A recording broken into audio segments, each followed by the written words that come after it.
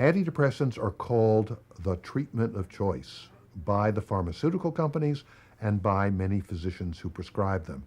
In fact, they should be a last resort. James Gordon is a Harvard-educated psychiatrist, founder of the Center for Mind-Body Medicine in Washington, D.C., a clinical professor at the Georgetown University School of Medicine, and former chairman of the White House Commission on Complementary and Alternative Medicine Policy. In other words, he has the credentials to throw stones at the glass house of traditional treatment. Now, that is not to say that some people may not be helped, some by antidepressants. There are such people. The point is they are a distinct minority, and in my experience working with many, many hundreds, perhaps thousands of depressed people, if you count all those I work with in war zones and post-war situations around the world, only a tiny percentage actually need antidepressants.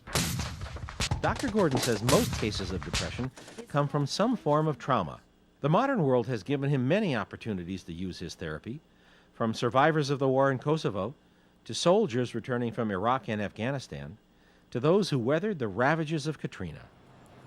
But depression also springs from the stress of daily life and the environment we live in. And depression is widespread. When you realize you're depressed, that shouldn't be a death knell and a kind of signal to bring on the drugs. It should be a wake-up call and an arrow pointing you inward to understanding what's troubling you and outward onto this healing journey in which you can use a variety of different approaches. Dr. Gordon's latest book, Unstuck, details his 7 steps on the healing journey out of depression. The first stage is the call that says you're out of balance and need to take charge and begin the process of healing, which leads to step 2, finding a guide. Human beings have always needed guides, people who know the territory and are not afraid of it. In our society, many of those people, we hope, will be psychotherapists. They may be ministers. They may be elders in your community. But the guide is someone who will be there with you on a regular basis as you move ahead on this journey. The third stage is surrender to change. Dr. Gordon says one of the best ways is through physical movement. Some is using simple, ordinary human activities, walking, for example, or for some people, jogging or swimming. But I also teach people active meditation techniques like shaking and dancing. The fourth stage is dealing with demons, confronting feelings of guilt, loneliness, and lethargy. Dr. Gordon has exercises for this as well in his book. The fifth stage is the dark night of the soul. It is not a disgrace.